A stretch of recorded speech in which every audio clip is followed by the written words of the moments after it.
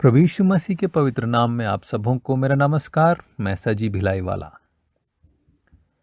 लोग पूछते हैं, मसीही जीवन की सबसे खास बात क्या है? कुछ विश्वासी कहते हैं परमेश्वर हमसे प्यार करता है इसलिए मसीही जीवन खास है। कुछ कहते हैं हम सर्वशक्तिमान पर विश्वास करते हैं इसलिए मसीही जीवन खास है। कुछ कहते हैं पवित्र आत्मा का सानिध्य हमारे जीवन में है।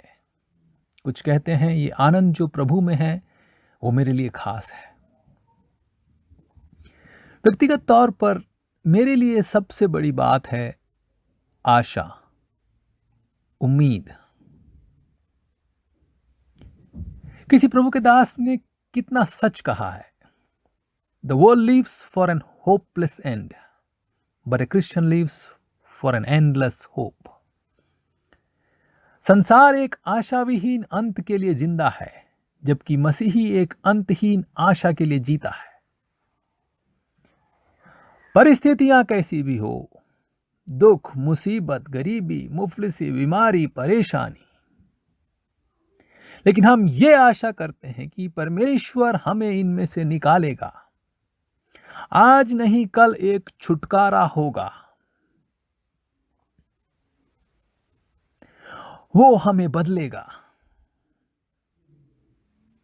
अगर छुटकारा ना हो तो भी, अगर हम इस दुनिया में गरीबी में, मुसीबत में, परेशानी में मर भी जाएं, फिर भी हमारे लिए एक अनंत जीवन है स्वर्ग में परमेश्वर के साथ,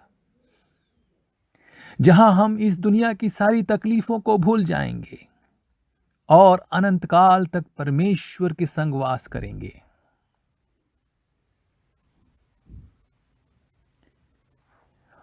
मौत के बाद की आशा नहीं रहती, तब इंसान भागता है इस संसार के पीछे, सब कुछ भोगने और बहुत कुछ इकट्ठा करने में लग जाता है वो। मगर एक मसीही के लिए ऐसा नहीं है। उसे शांति और आनंद सिर्फ इस दुनिया में नहीं मिलती, वो एक आशा के साथ भविष्य की ओर ताकता है, क्योंकि उसका उद्धारकर्ता, उसका प्रभु ये वादा कर गया है, तुम्हारा मन व्याकुल ना हो, परमेश्वर पर विश्वास रखो और मुझ पर भी विश्वास रखो।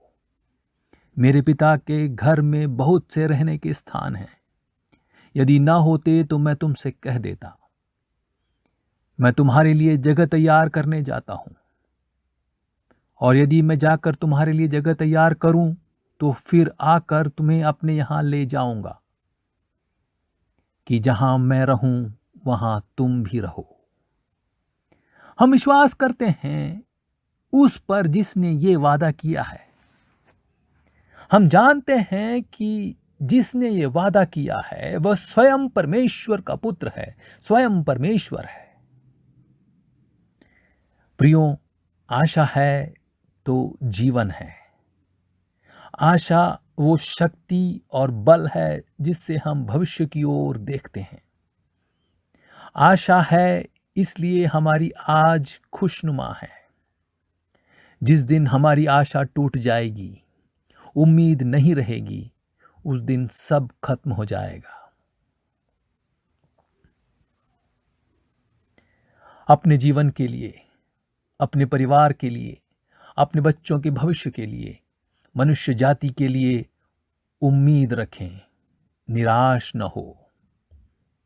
ये वक्त भी गुजर जाएगा, ये महामारी भी टल जाएगी, हमारे बच्चे फिर स्कूल जाने लगेंगे, हम लोग फिर से काम धंधे पर में भिड़ जाएंगे, हम लोग फिर से यात्रा कर सकेंगे बसों में, ट्रेनों में, हम लोग आपस में बिना डरे मिल सकेंगे, प्यार से एक दूसरे से गले मिलेंगे पहले जैसे।